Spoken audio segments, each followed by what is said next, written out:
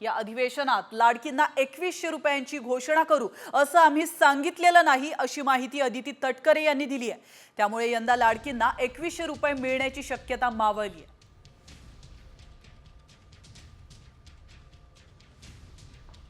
तर आपण या क्षणाची महत्त्वाची बातमी पाहतोय। तर या अधिवेशनात लाडकींना 2100 रुपयांची घोषणा करू असं आम्ही सांगितलेलं नसल्याचं अदिती तटकरे यांनी म्हटलंय।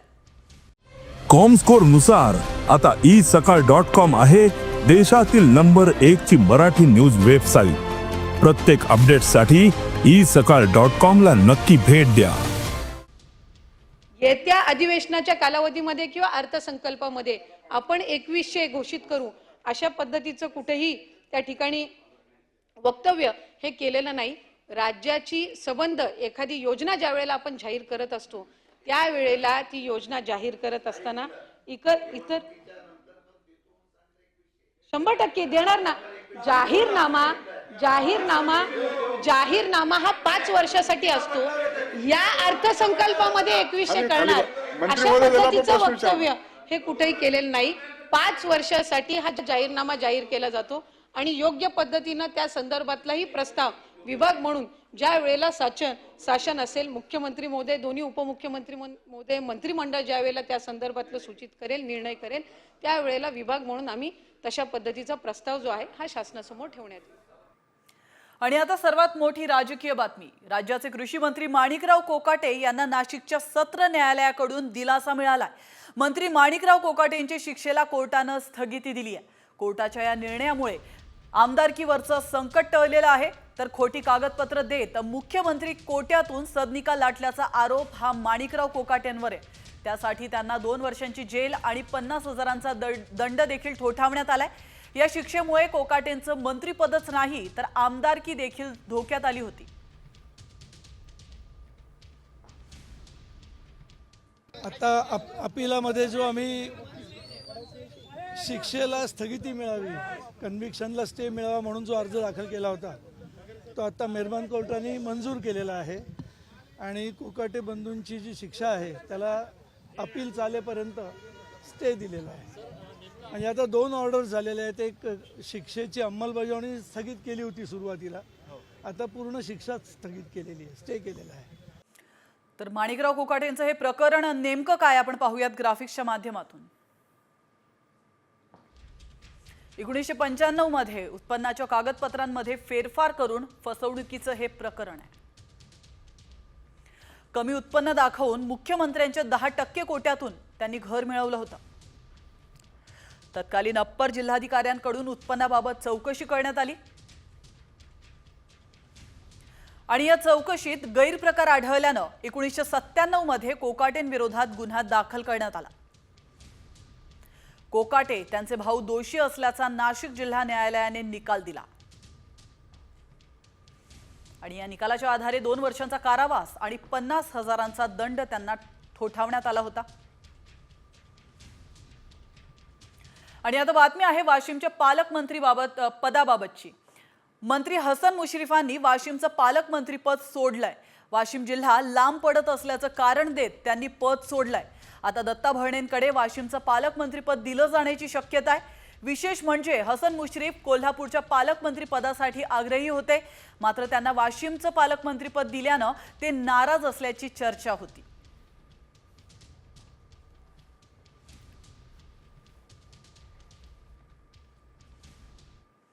आणि आता घेऊयात बातम्यांचा वेगवान आढावा। महत्त्वाची बातमी, धनंजय मुंडेंच्या राजीनाम्यानंतर भगवानगडाचे महंत नामदेव शास्त्री यांनी पहिली प्रतिक्रिया दिली आहे। भगवानगड संतोष देशमुख कुटुंबियांच्या पाठीशी आहे। संतोष देशमुखांचा खटला फास्ट ट्रॅक कोर्टात चालवा अशी मागणी महंत नामदेव शास्त्री यांनी केली आहे। पुण्यामध्ये धनंजय मुंडेंविरोधात मराठा समाज आक्रमक झालाय। मुंडेंच्या पुण्यातील घर आणि संपर्क कार्यालयासमोर मराठा समाजाचं आंदोलन सुरू आहे। बीड हत्या प्रकरणातील आरोपींना मुंडेंनी पाठीशी घातल्याचा आरोप मराठा समाजानं केलाय। मुंडेंवरही गुन्हा दाखल करा अशी मागणी या मराठा समाजानं केली आहे।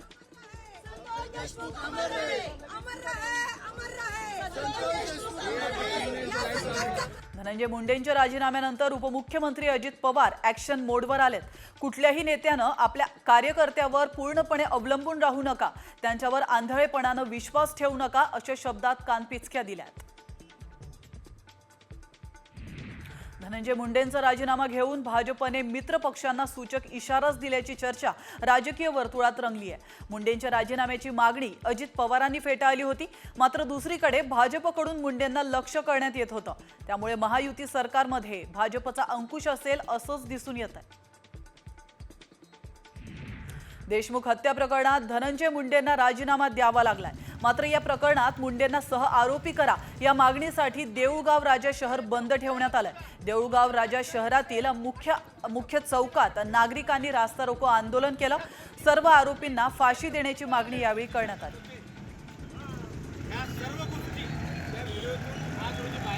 वाल्मिक कराडच्या अडचणीत आणखी वाढ होणार आहे. आरोपी वाल्मिक कराडची संपत्ती जप्त करण्यात आली आहे आणि त्यासाठी SIT कडून मोठ्या हालचाली सुरू झाल्यात. संपत्ती जप्त करण्यासाठी SITनं न्यायालयात अर्ज केलाय.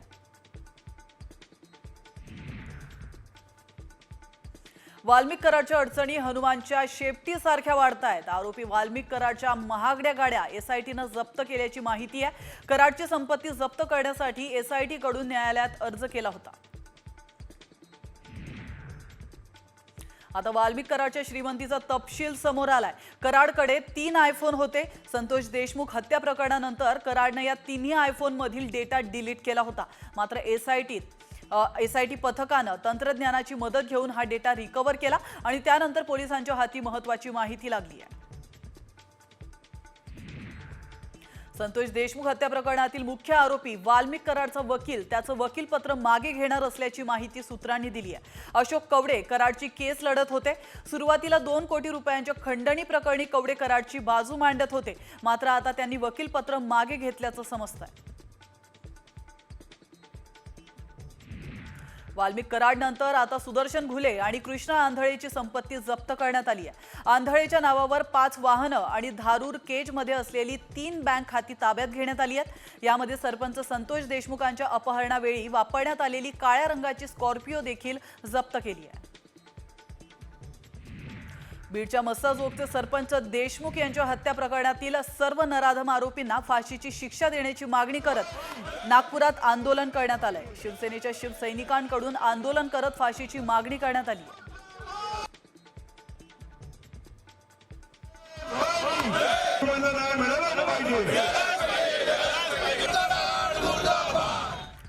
आणि आता बातमी आहे सोलापुरातून. सोलापुरात देशातील सर्वाधिक 39.4 अंश सेल्सिअस तापमानाची नोंद झाली आहे. या क्षणाची अतिशय धक्कादायक बातमी आपण पाहतोय. विशेष म्हणजे अजून एप्रिल आणि मे महिना येणं बाकी आहे. मार्च महिन्याला आता कुठे सुरुवात झाली आहे. असं असताना आता तापमानात एवढी वाढ झाली आहे की नागरिकांच्या अंगाची अक्षरशः लाही लाही होताना दिसते. उकाड्यानं नागरिक हैराण होताना दिसतात.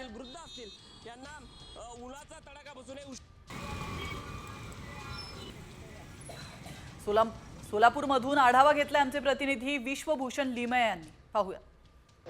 राज्यातील सर्वाधिक तापमानाची नोंद सोलापूरमध्ये झालेली आहे. सोलापूर हा तसा पश्चिम महाराष्ट्रातील दुष्काळग्रस्त जिल्हा म्हणून त्याची ओळख आहे.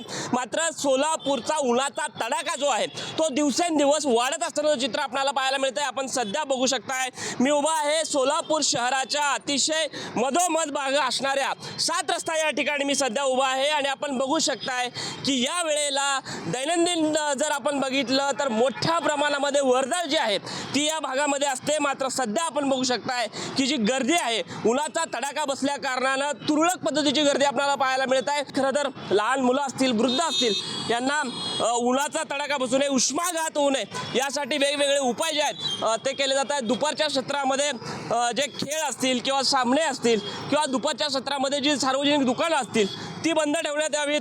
सिग्नल जे आहेत ते बंद ठेवण्यात यावे आणि दुपारच्या सत्रामध्ये नागरिकांनी शक्यतो घराच्या बाहेर पडू नये अशा पद्धतीचं आवाहन सुद्धा सोलापूर प्रशासनाकडून करण्यात येत आहे. त्यामुळे आपण एकूणच जर बघितलं तर उन्हाचा मोठ्या प्रमाणामध्ये तडाखा जो आहे तो सोलापूरला बसत असल्याचं चित्र आपल्याला सध्या पाहायला मिळत आहे. कॅमेरा पर्सन तौसिफ शेखचा विश्वभूषण लिमये, साम टीव्ही न्यूज, सोलापूर.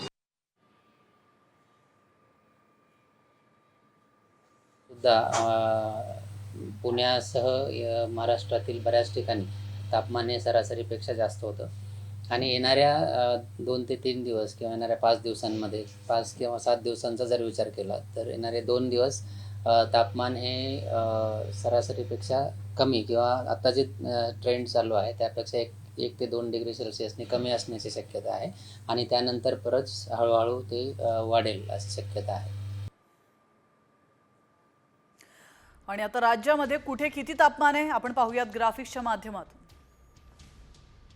सोलापुरात 39.4 अंश सेल्सिअस, चंद्रपुरात 39 अंश सेल्सिअस, परभणीमध्ये 38 अंश तर सांगलीमध्ये 38.4 अंश सेल्सिअस तापमानाची नोंद झाली आहे. कोल्हापुरात 37, पुण्यात 36.8 आणि संभाजीनगरमध्ये 35.5 अंश सेल्सिअस तापमानाची नोंद झाली आहे.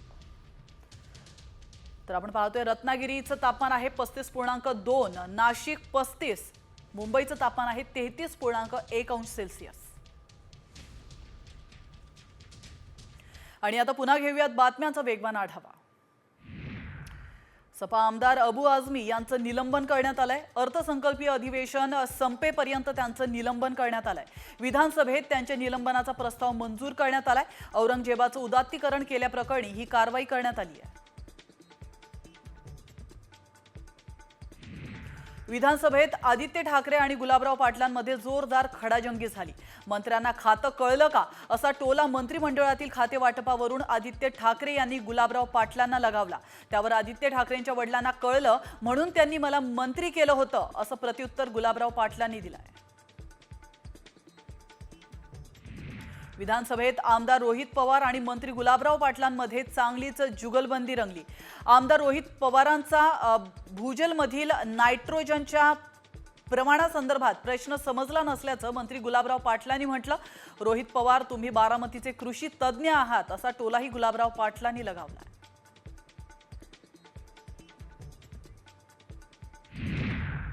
आणि आता एक महत्त्वाची ब्रेकिंग न्यूज. आदित्य ठाकरे फडणवीसांच्या भेटीला गेलेत. या क्षणाची अतिशय महत्त्वाची बातमी आपण पाहतोय. आमदार आदित्य ठाकरे हे मुख्यमंत्री देवेंद्र फडणवीस यांच्या भेटीला गेल्याची माहिती समोर येते. या भेटीचं कारण अद्याप कळू शकलेलं नाहीये. नेमकी कुठल्या कारणासाठी आदित्य ठाकरे हे मुख्यमंत्र्यांची भेट घेत आहेत हे अद्याप कळू शकलेलं नाहीये. मात्र आताची ही महत्त्वाची दृश्य आपण पाहतोय. आदित्य ठाकरे यांनी फडणवीस यांची भेट घेतल्याचं कळतंय. या भेटीमध्ये नेमकी काय चर्चा झाली आहे, किती वेळ ही भेट झाली आहे हे पाहणं महत्त्वाचं आहे. तर आदित्य ठाकरे यांनी मुख्यमंत्री देवेंद्र फडणवीस यांची भेट घेतली आहे. तर या क्षणाची अतिशय महत्त्वाची बातमी आपण पाहतोय. याविषयी अधिक माहिती देण्यासाठी आपले प्रतिनिधी गिरीश कांबळे आपल्यासोबत फोन लाईन वरून जोडले गेलेत. गिरीश, आदित्य ठाकरे यांनी फडणवीसांची भेट घेतली आहे, नेमकं काय कारण आहे? भेटीचं कारण गुलदस्त्यात आहे, मात्र काही विषय आहेत त्यांच्या मतदारसंघातील असतील आणि मुंबई आणि राज्य संदर्भात असतील. या संदर्भात भेट घेण्यासाठी आदित्य ठाकरेंच्या नेतृत्वाखाली ठाकरे गटाचं शिष्टमंडळ आमदारांच्या ते मुख्यमंत्र्यांच्या भेटीसाठी पोहोचलेलं आहे. आदित्य ठाकरे, सचिन अहिर, वरुण सरदेसाई इतर आमदार हे आदित्य ठाकरे यांच्या सोबत आहेत. उद्धव ठाकरे होणार आहेत. उद्धव ठाकरे यांची भेट घेतल्यानंतर आदित्य ठाकरे हे या ठिकाणी मुख्यमंत्र्यांच्या भेटीसाठी कार्यालयात पोहोचलेले आहेत. आतापर्यंत ही मुख्यमंत्र्यांसोबतची आदित्य ठाकरे यांची 4थी भेट आहे. त्यामुळे वेगवेगळे विषय जे आहेत त्या संदर्भात ही भेट आहे. मात्र यावरून बरेचसे चर्चा आहे ती सुरू आहे की राजकीय चर्चा आहेत त्या राजकीय वर्तुळात सुरू आहेत. ज्या पद्धतीच्या भेटीगाठी होत्या त्यानंतर शिंदे गटाने देखील यावरून आक्षेप घेतलेला होता की मुख्यमंत्री एकनाथ शिंदे असताना हे प्रोटोकॉलच्या भेटी का घेत नव्हत्या, आताच का घेत आहेत, ते जवळीक वाढवत आहेत अशा पद्धतीचे वक्तव्य शिंदे गटाकडून आलेली होती. त्यानंतर आज पुन्हा एकदा ही आदित्य ठाकरे यांची मुख्यमंत्र्यांसोबतची ही भेट. त्यामुळे वेगवेगळ्या विषयात भेटीचं कारण अद्याप गुलदस्त्यात आहे. नक्कीच धन्यवाद गिरीश तुम्ही दिलेल्या महत्त्वपूर्ण माहितीबद्दल. तर नेमकं या भेटीचं कारण काय आहे अद्याप कळू शकलेलं नाहीये. मात्र आदित्य ठाकरे यांनी फडणवीसांची भेट घेतलेली आहे आणि आदित्य ठाकरे यांच्यासोबत त्यांचे काही नेते देखील आहेत. वरुण सरदेसाई देखील त्यांच्यासोबत उपस्थित असल्याचं आपण या दृश्यांच्या माध्यमातून पाहू शकतो. सध्या अनेक घडामोडी राजकारणामध्ये घडत आहेत, नवनवीन विषय समोर येत आहेत आणि सत्ताधाऱ्यांकडून हे नवनवीन विषय समोर येताना पाहायला मिळत आहेत. त्याबाबत तर ही भेट नाही ना असा प्रश्न खरा तर उपस्थित होतोय. त्या संदर्भात आदित्य ठाकरे मुख्यमंत्र्यांची काही चर्चा करतायत का हे पाहणं देखील महत्त्वाचं आहे. आणि आता पुन्हा घेऊयात राजकीय बातम्यांचा वेगवान आढावा। कामगारांच्या मध्यान्ह भोजनाला पर्याय देणार अशी घोषणा कामगार मंत्री आकाश फुंडकर यांनी विधानसभेत केली। तसंच बांधकामाच्या ठिकाणी पाळणा घराची व्यवस्था करणार आहे आणि त्यासाठी कोणत्या साईटवर पाळणा घर आवश्यक आहे त्याची आम्ही पाहणी करतोय असं देखील ते म्हणाले। भाजप मंत्री जयकुमार गोरेंवर विजय वडेट्टीवार संजय राऊतांनी गंभीर आरोप केलेत। एक पैलवान मंत्री विवस्त्र फोटो महिलेला पाठवतोय असा खळबळजनक आरोप विजय वडेट्टीवार यांनी केला। तर स्वारगेट सारखा प्रकार जयकुमार गोरेंबाबत पुढे येत असल्याचं ठाकरे गटाचे खासदार संजय राऊतांनी म्हटलंय। हे प्रकरण जुनं आहे। कोर्टाने त्या प्रकरणात मला निर्दोष मुक्त केलंय, त्यामुळे ज्यांनी माझ्यावर आरोप केले त्यांच्या विरोधात मी हक्कभंग आणणार असा इशारा मंत्री जयकुमार गोरेंनी दिलाय। मंत्री जयकुमार गोरे यांनी एका महिलेचा छळ केल्याचा आरोप विरोधकांनी त्यांच्यावर केलाय। जयकुमार गोरेन प्रकरणी अंजली दमानिया आक्रमक झाल्यात। त्यांनी राज्यपालांची या संदर्भात भेट घेतल्याचं म्हटलंय। विचित्र विकृत माणसांना मंत्रिमंडळात स्थान मिळायला नको अशी मागणीही त्यांनी केली आहे।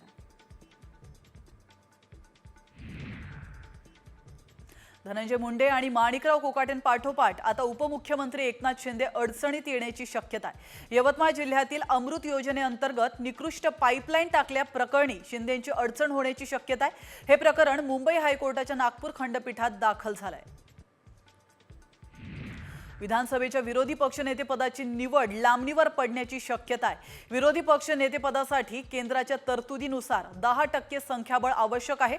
विरोधी पक्षनेता निवडीसाठी विधिमंडळाकडून विविध दाखले तपासले जाणार असल्याची माहिती आहे। दरम्यान विरोधी पक्षनेतेपदासाठी ठाकरे गटाकडून आमदार भास्कर जाधवांना संधी देण्यात आली आहे। आमदार अमोल मिटकरींनी मुख्यमंत्री आणि उपमुख्यमंत्री यांना पत्र पाठवलंय। सोशल मीडियाच्या माध्यमातून महापुरुषांची बदनामी करण्याचा प्रयत्न सुरू आहे। त्यामुळे वादग्रस्त कथा, कादंबऱ्या, नाटकं, चित्रपट कायमचे हटवण्याची मागणी पत्रातून करण्यात आली आहे। शिंदे सेनेनं 17 जिल्ह्यांमध्ये संपर्क मंत्री नियुक्त केलेत। त्यामुळे महायुतीमध्ये कुरघोडीचं राजकारण वाढण्याची शक्यता आहे। या 17 मंत्र्यांवर संबंधित जिल्ह्यामध्ये पक्षवाढीची जबाबदारी देण्यात आली आहे। याआधी भाजपनं देखील अशाच प्रकारे संपर्क मंत्र्यांची यादी जाहीर केली होती। राज्य सरकारकडून आज सर्व आमदारांना छावा चित्रपट दाखवण्यात येणार आहे। यावरून शरद पवार गटाचे आमदार रोहित पवारांनी सरकारवर निशाणा साधलाय। आधी कोरटकरला तात्काळ अटक करा, त्यानंतर छावा चित्रपट बघायला जा अशी टीका रोहित पवारांनी केली आहे।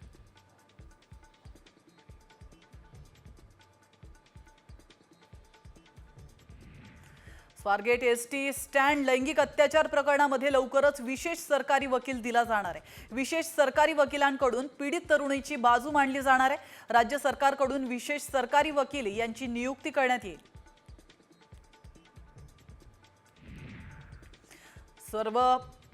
सर्व प्रकारच्या प्रतिज्ञापत्रासाठी भरावी लागणारी 500 रुपये स्टॅम्प ड्युटी माफ करण्यात आली आहे। महसूल मंत्री चंद्रशेखर बावनकुळेंनी मोठा निर्णय घेतलाय।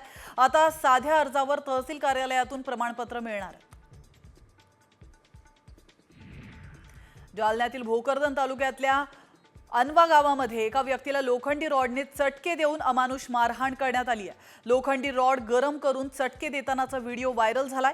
जुन्या वादातून दोघांनी हे भयंकर कृत्य केलंय। या प्रकरणी पोलिसांनी एकाला अटक केली आहे तर दुसरा फरार आहे। जालन्यात युवकाला लोखंडी रॉडने चटके देत अमानुष मारहाण करण्यात आली होती। हा मारहाणीचा व्हिडिओ पाहताच उपमुख्यमंत्री एकनाथ शिंदेंनी कैलास बोराडे या युवकाला फोन करून धीर दिलाय। या युवकाच्या उपचाराचा पूर्ण खर्च उपमुख्यमंत्री एकनाथ शिंदे करणार आहेत। भागवत सुधांदोड दादा तेवढी फक्त तुमच्यावरच भरोसा आहे दादा माझा। अरे मी आता एसपी शी पण बोललो। हो दादा हो, मला मदतच हवी दादा। खूप गरीब हो दादा, मी खूप गरीब माणूस आहे दादा। मला तुम्ही बोलले म्हणजे देव बोलले माझ्यासाठी। जालना घटनेचा आमदार गोपीचंद पडळकरांकडून विधिमंडळाचा निषेध करण्यात आलाय आणि या प्रकरणामध्ये एक आरोपी हा ठाकरे गटाचा तालुकाध्यक्ष आहे। त्यामुळे प्रत्येक जिल्ह्यात एक वाल्मिक कराड असतोच अशी टीका पडळकर यांनी केली आहे। मुंबईत पहिल्यांदाच देशी खेळांसाठी मैदान आरक्षित होणार आहे। मंत्री मंगलप्रभात लोढा यांनी हा महत्त्वाचा निर्णय घेतलाय। विद्याविहार या ठिकाणी कुर्ला ITIचं मैदान कायमस्वरूपी देशी खेळांसाठी आरक्षित असणार आहे। 20 पेक्षा अधिक देशी खेळ या ठिकाणी खेळले जातील।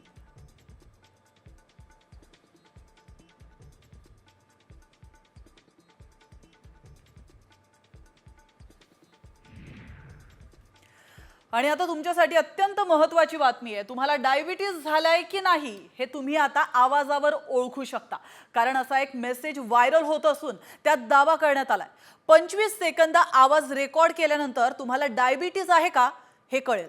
मात्र या दाव्यात तथ्य आहे का याची आम्ही पडताळणी केली आणि त्यावेळी काय सत्य समोर आलंय तुम्हीच पहा. आवाजावरून कळणार डायबिटीज. फक्त 25 सेकंदात डायबिटीजचं निदान. व्हायरल मेसेज मागचं सत्य काय? डायबिटीज झालाय का हे चेक करण्यासाठी आता कुठे हॉस्पिटलमध्ये जाण्याची गरज नाही. कारण तुम्ही फक्त आवाजानं डायबिटीज झालाय का हे ओळखू शकता. होय, असा दावा करण्यात आलाय. एक मेसेज व्हायरल होतोय, त्यामध्ये तसा दावा करण्यात आलाय. या मेसेज मध्ये नेमकं काय म्हटलंय पाहूया. आता फक्त 25 सेकंदाचा आवाज रेकॉर्डिंग केल्यामुळं एखाद्या व्यक्तीला टाईप 2 डायबिटीस आहे की नाही हे ओळखणं शक्य असणार आहे. हा मेसेज व्हायरल होतोय, मात्र आवाजानं डायबिटीस कसं ओळखायचं हे नक्की आहे तरी काय याची सत्यता जाणून घेणं गरजेचं आहे. कारण डायबिटीसचे रुग्ण घराघरात आढळतात आणि फक्त आवाजानं डायबिटीस कसं कळणार हे अतिशय महत्वाचं आहे. त्यामुळे आमच्या टीमनं याबाबत अधिक माहिती मिळवली. त्यावेळी हे AI तंत्रज्ञानामुळे शक्य असल्याचं समोर आलंय. टाईप 2 डायबिटीज मध्ये फुफ्फुस, स्नायू, शरीरातील नसा प्रभावित होतात. चाचणीत 607 लोकांच्या आवाजाची रेकॉर्डिंग करण्यात आली. या लोकांना 25 सेकंदांसाठी एक विशेष मेसेज वाचायला देण्यात आला. आवाज रेकॉर्ड करण्यात आला. AI मुळे डायबिटीज झाल्याचं कळलं. लक्झेंबर्ग इन्स्टिट्यूट ऑफ हेल्थच्या संशोधकांनी हे तंत्रज्ञान विकसित केलंय. मात्र हे भारतात शक्य आहे का यावर एक्सपर्टचं काय मत आहे पाहूयात.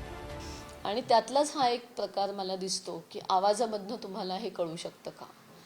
अर्थातच जेव्हा तुम्ही या पद्धतीच्या गोष्टी बोलत असता तेव्हा सायन्सला त्याची स्पेसिफिसिटी आणि सेन्सिटिव्हिटी लागते. म्हणजे जर ती गोष्ट 1000 लोकांमध्ये सत्य असेल तर ती इथल्याच नाही, जगाच्या पाठीवरच्या कुठल्याही 1000 लोकांमध्ये सत्य ठरली तर त्याला वैज्ञानिक सत्य म्हणण्यात येतं. रक्तातून, लघवीतून शुगर आहे का हे कळतं. आपल्या अश्रूतून, घामातून डायबिटीस कळू शकतो का यावरही सध्या भारतात संशोधन सुरू आहे. मात्र लक्झेंबर्गमध्ये हे संशोधन सिद्ध झालंय. त्यामुळे AIच्या माध्यमातून आवाजानं डायबिटीस ओळखणं शक्य असल्याचा दावा आमच्या पडताळणीत सत्य ठरलाय. ब्युरो रिपोर्ट, साम TV न्यूज.